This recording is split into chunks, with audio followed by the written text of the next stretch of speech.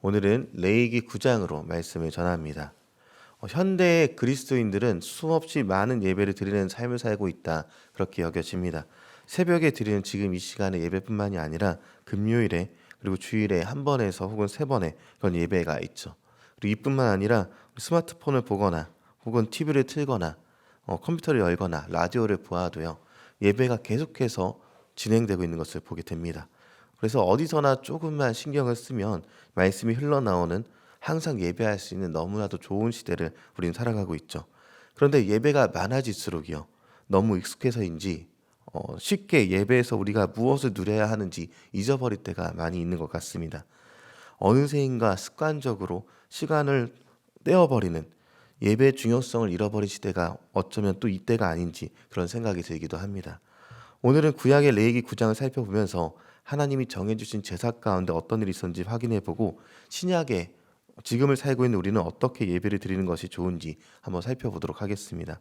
이전 장 8장에서는 하나님께서 아론과 그의 아들들을 제사장으로 세워서 위임식을 하는 장면들이 있었습니다.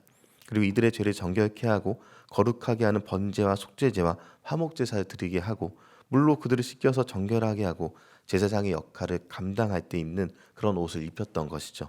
그리고 7일간 성막을 지키게 하고 마지막에는 제사장으로서 임명하게 되었던 것입니다. 그렇게 제사장으로 임명되고 난 뒤에 오늘 9장에서는요, 제8일에 아론이 대제사장으로서 완전한 승인을 받게 되게 됐습니다. 그 이전까지는 제사장의 위임식은 모세가 주도해 왔지만 이제 제사는 아론이 완전하게 주도하게 되었던 것이죠. 그래서 1절과 2절을 보게 되면 모세는 아론에게 먼저 속죄제를 드리라라고 하면서 시작한 내용들이 있습니다. 그리고 이어서 화목제물과 곡식제물인 소제를 드릴 수 있도록 백성들에게 수소와 순양과 곡식을 가져오라, 이렇게 명령하는 것이죠. 그리고 이 예배의 중심에는 번제, 속죄제, 그리고 다양한 제물이 포함되어 있다는 것을 보면서 우리가 주목할 것이 있다면요, 아론과 아들들이 성소에서 예배를 통해 하나님의 규정을 엄격하게 따르고 있었더라, 이런 내용을 담고 있는 것입니다. 10절에 기록되어 있는데 우리 10절 말씀을 같이 한번 읽겠습니다. 그 속죄 제물에 기름과 콩팥과 강꺼풀을 제단 위에서 불사르니 여호와께서 모세에게 명령하신 바 같았고. 아멘. 하나님께서 모세에게 알려주셨고 모세는 그대로 아론에게 전달해 주어서 하나님이 명하신 대로 제사가 진행되는 것을 보게 됩니다. 하나님의 일을 감당함에 있어서 엄격히 명령대로 순종하는 삶은 말로 다 할 수 없을 만큼 중요한 것이죠. 아론과 그의 아들들이 하나님이 주신 명령과 규례가 좀 복잡하다고 해서, 혹은 피를 다루는 것이 징그럽고 싫다고 해서 마음대로 간소화해서도 안 되었던 것이고, 하나님의 질서를 무시해서도 안 되었던 것이죠.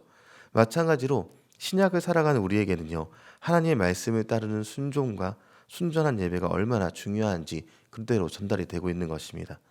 이 시대에 우리가 순종하는 순전한 예배를 드리기 위해서는 하나님께서 우리에게 명하신 것들이 무엇인지 알아야겠죠.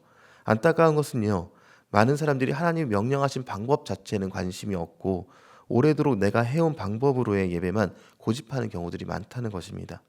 하나님이 주시는 말씀과 방법인 성경 자체는 읽지도 않고, 오늘 하나님이 모세에게 명령하신 방법대로 아론이 행했다는 사실을 한번 생각해 보면서 우리 또한 모든 크고 작은 일상을 통해서 하나님의 뜻을 온전히 순종하는 것, 삶의 예배가 얼마나 중요한지를 생각해 보면서 하나님이 원하시는 삶의 제사가 무엇인지 들을 준비를 해야 한다는 것이죠. 우린 들어야만 합니다. 들어서 하나님께서 우리에게 원하시는 것이 무엇인지 알아서 그대로 삶 가운데 나타내야 하는 것이죠. 두 번째입니다. 바로 여호와의 영광의 임재가 이 자리에 나타났다라고 본문은 기록하고 있는데, 하나님께서는요, 하늘에서부터 직접 불을 내려서 번제단 위에 제물을 불사름을 보여주시면서 아론과 그의 아들들이 하나님의 명령에 순종하여 드린 제사를 연락하신 것을 보여주고 있는 것입니다. 그래서 이처럼 본문에서 말하는 하나님의 영광은 하나님의 나타나심 또는 하나님의 행하심을 의미하기도 하는데, 출애굽기에 보면요, 하나님께서 시내산에서 처음 모세를 만났을 때에도 불타는 가시떨기로 나타나셨던 일이 있습니다.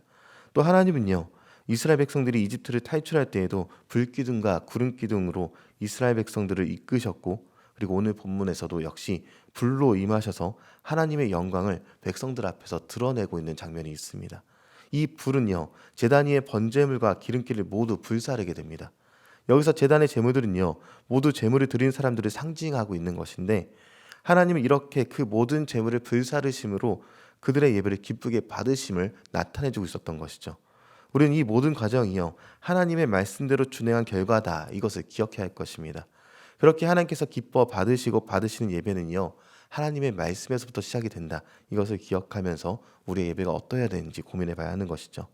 로마서 12장 1절에 기록하기를 너희 몸을 하나님이 기뻐하시는 거룩한 산 제물로 이렇게 드려라 라고 합니다. 그래서 그렇게 드릴 수 있는 유일한 방법은 하나님 말씀대로 사는 것이다 하는 것이죠. 오늘 본문에서 제사 중에 임한 하나님의 불로서 증명된 이 순간은요, 하나님과의 진정한 만남과 교제를 뜻하고 있습니다. 그래서 이후 이스라엘 백성들은요, 제사장들을 통해서 하나님과 교제할 수 있게 되게 됩니다. 제사장을 통해 하나님께로 나아가는 이 원리는요, 신약 시대에도 우리에게 그대로 적용이 됩니다. 다만 그 제사장은요, 아론의 반차를 쫓는 육신의 제사장이 아니라 하늘로부터 내려오신 영원한 대제사장이신 그리스도 예수이신 것이죠. 그렇게 오늘날 성도들은요, 반드시 예배 가운데 예수님을 통해서만 하나님의 보좌 앞에 나아갈 수가 있습니다. 이러한 레위기 9장의 장면은요, 히브리서 10장 19절에서 22절의 내용과 연결이 되고 있는데, 히브리서에서는 예수님의 그 예수 그리스도의 흠없는 피를 통해서 우리에게 새로운 길이 열렸다라고 설명하고 있습니다. 예수님을 통해서만, 그분의 보혈을 통해서만요, 참 마음과 온전한 믿음으로 하나님 앞에 나아갈 수 있게 되었다 얘기하고 있는 것이죠. 이는 아론과 그의 아들들이 성소에서 예배를 통해서 존귀한 피를 들여서 성소에 들어갈 수 있었던 것과 연결이 되는 것입니다. 마찬가지로 우리는 예수님이 십자가에서 흘리신 피를 통해서 하나님 앞에 담대함을 가지고 거룩한 성소로 나아갈 수 있게 되었습니다. 그렇게 우리가 사모할 것이 있다면 예배 가운데 예수님의 보혈을 의지하는 온전한 예배 중에 하나님 만날 것을 기대해야 한다는 것이죠. 하나님이 정한 방법으로 드리는 온전한 예배요.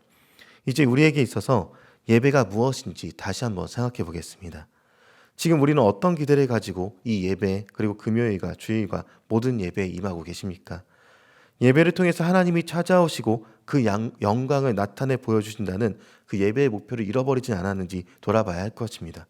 그리고 예배를 통해서 하나님의 영광이 임하는 기쁨의 시간이 된다는 것을 기억해야 합니다. 그래서 이를 온전히 누리는 저와 여러분이 되기를 소망합니다. 우리 예배는요, 하나님과 만나는 시간입니다. 하나님과의 만나는 그 시간 가운데 우리는 그 어떤 다른 생각도 내려놓고 오직 주님 앞에 나아갈 수 있도록, 또 예수님의 보혈을 의지하여 주님 앞에 나아갈 수 있도록 계속해서 고민하면서 주님께서 주시는 그 은혜와 자유를 누릴 수 있어야 할 것입니다. 이 예배를 기억하면서 모든 예배 가운데 하나님의 영광을 경험하는 저와 여러분에게 소망합니다.